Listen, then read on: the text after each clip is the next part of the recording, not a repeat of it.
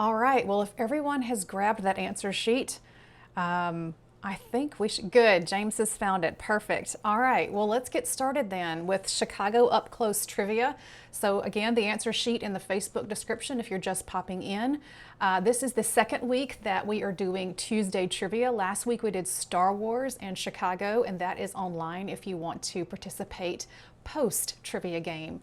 You can certainly do that on YouTube. So really quickly, here are the rules. No cheating. It's not really fun if you Google these answers. Number two, that's why you only get 10 seconds to respond. So it's going to be less easy to Google these answers. Number three, this is considered individual, not team play. And that's because in the Google Forms, there is a place for one email address, and that is yours, but you can certainly have people helping you out if you'd like to in the background. Number four, first person to submit a correct answer sheet through Google Forms receives a prize. And number five, of course, have fun. So as I was mentioning a moment ago, this particular game of trivia is going to be really good for people who are into Chicago architecture or people who are really into Chicago films. So either one of those should work really well for you today. All right, so let's get started here with question number one. The last movie to play under this marquee stars a fox who discovers his family's unusual pedigree. What theater is this?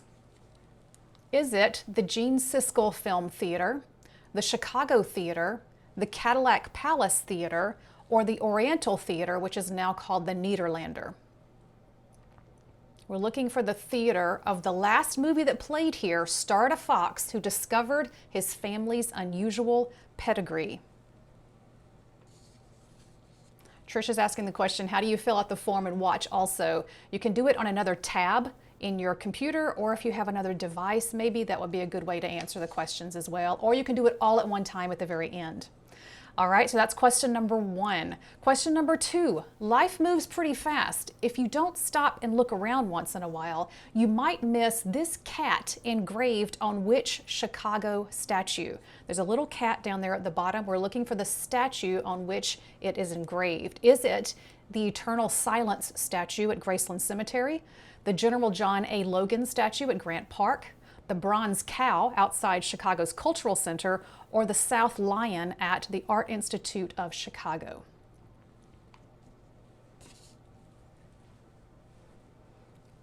We're looking for the statue on which the engraved cat sits. All right, question number three.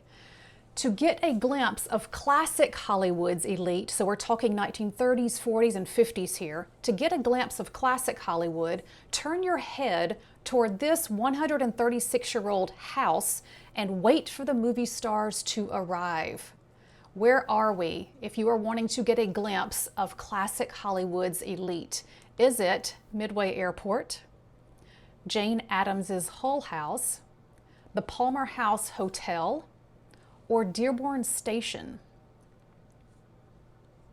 Turn your head toward this 136-year-old house and wait for the movie stars to arrive.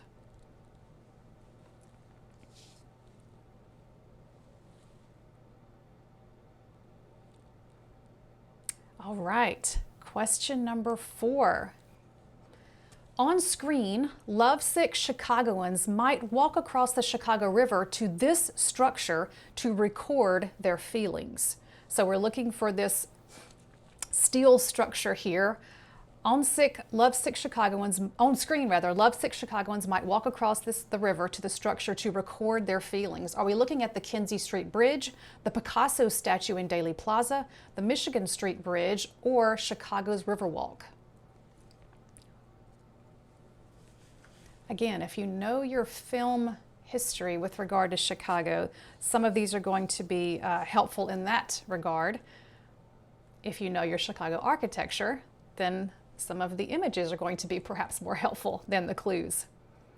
All right, so number five. In film, the city of Chicago and its steel beams might protect you for a while, but under here, bugs eventually rat you out. So these steel beams might protect you for a while, but if you stay under here too long, bugs will eventually rat you out. Are we on Lower Wacker Drive, the Merchandise Mart Station, Chicago's Pedway, or Chicago's Water Tower?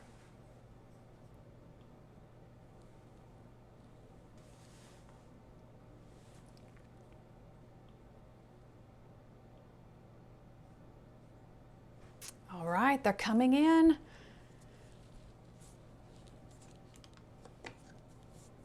So far, no 5 out of 5 though. I'm gonna let it wait for just a second and see if we get anyone with a 5 out of 5. Some of these were hard, huh? I see a 4 out of 5. Well, that might be our winner. All right, there's still a couple more coming in. So we'll give it just a few more seconds and then we can go over the clues and see how you did. All right, unless someone comes in the next 10 seconds or so, it looks as though Karen is the winner. So way to go, Karen. With a 4 out of 5. Karen says, I guessed a lot of them. Well, you did well with your guesses for sure, because you've got 4 out of 5. So I think at this point, you are considered the winner. Well, let's go over some of these and maybe learn a little bit about Chicago architecture and its relationship to film. And I'm going to pull the camera back and reveal what these things actually are. So the last movie to play under this marquee stars a fox who discovers his family's unusual pedigree. What theater is this? What did you guess? I hope that it was B, the Chicago Theater. So we'll pull the camera back here a little bit. And it took me quite a while to move my camera back because this is such a huge marquee. It was hard for me to maneuver myself backwards with my camera here. But nonetheless, it is the Chicago Theater that we are looking for in this answer. And with regard to the clue about the fox who discovers his unusual family pedigree, so the last movie to play here, as you can see in the bottom paragraph, the theater's final audience last Thursday night viewed Teen Wolf. So we're looking for the Michael J. Fox movie Teen Wolf, which his family has an unusual pedigree as wolves, is what I was getting at there. But this is one of the last movies that the Chicago Theater showed as a movie house or movie palace. Now, of course, it shows mostly shows and entertainment and things of that nature, not movies per se.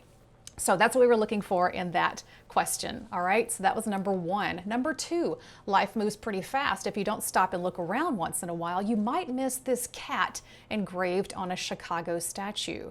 So we have Eternal Silence, General John Logan, the bronze cow, or the lion. Well, let's see what it is here. When we pull the camera back from this little cat that is placed underneath a much larger cat outside the Art Institute of Chicago. So this is the South Lion there. And the clue here, of course, has to do with Ferris Bueller's Day Off. Life moves pretty fast. You don't stop and look around once in a while, you could miss it. So that was the beginning of the clue there, and also, of course, Ferris Bueller's Day Off, filmed right outside the Art Institute, and there's a screenshot of the three main characters, walking in right past that South Lion where that cat is engraved on its foot. All right, so here's number 3. To see classic Hollywood's elite, turn your head toward this 136-year-old house and wait for movie stars to arrive. So this one, let's pull the camera back and see what we have.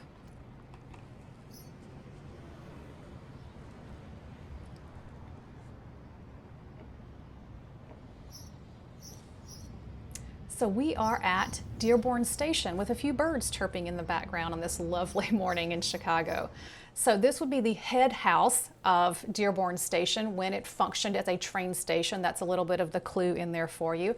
And I can tell you a little bit more about Hollywood's relationship to this particular train station, which is that the Santa Fe, the Super Chief as it was called, which came from Los Angeles to Chicago, was known as the Train of the Stars. And it carried with it many, many Hollywood stars across country, with Chicago often being a stopping point between Los Angeles and New York. So there's Dearborn Station in the early 1900s in that postcard there.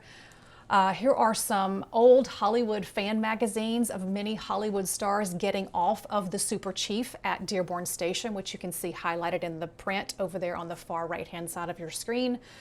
We have Gene Tierney in the top left. We have Patricia Neal in the larger image in the middle.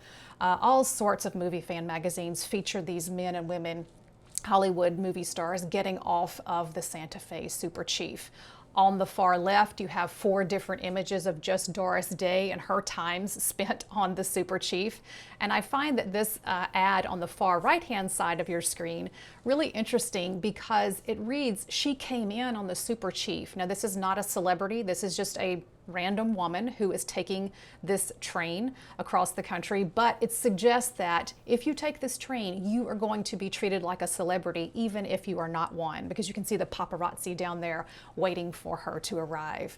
So the Super Chief was a big deal, came into Dearborn Station, and if you were a person who was really interested in stargazing, you might go down there and check out all of the exit of Dearborn Station where the stars would come through. So here is the Dearborn Station head house, as we were just looking at on the far right, and you can see that the train shed is being demolished there in the 1970s because it does no longer function as a train station. All right, so that's question number 3. Here's number 4. On screen, lovesick Chicagoans might walk across the Chicago River to this structure to record their feelings. So let's pull the camera back and see where we are here.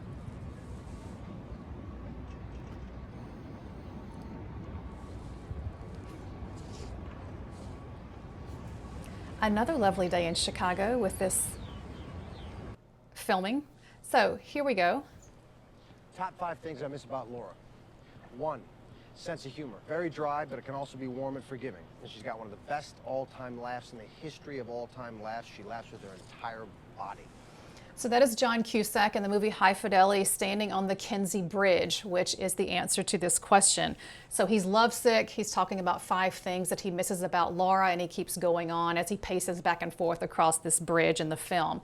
And I put recording their feelings because this movie has to do with a record shop that he owns and is a part of there. So the answer to that is the Kinsey Bridge. And finally, in film, the city of Chicago and its steel beams might protect you for a while, but under here, bugs eventually rat you out.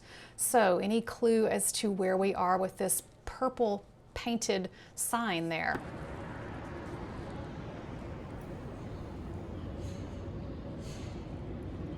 So we are at the Merchandise Mart subway station, or L station, and that is featured just briefly in the movie The Fugitive. Running only makes you look guilty. Next, star. Merchandise Mart. Son of a bitch, our boy came home. So Harrison Ford's character is being bugged or wiretapped, which is why I have the bugs eventually rat you out in that quote. He's being bugged and he's being found near Merchandise Mart because of the subway station that they heard in the background there. All right, so those were a little bit hard today, it seems, but thank you so much for playing. I do have 2 more events coming up this week. One on Thursday, which is the same time as today, 9:30, a mini matinee. We're talking about film first in the 1893 Chicago World's Fair. That's part 1. Part 2 will be next Thursday, so just about 15 minutes, sort of another coffee or tea break for you. And then we're going to do another 10-minute tour, of course, on Sunday afternoon at 4 p.m. We are going to do Chicago and the Wizard of Oz Part 2. Part 1 is available on YouTube and on Facebook if you want to check out Part 1 as well.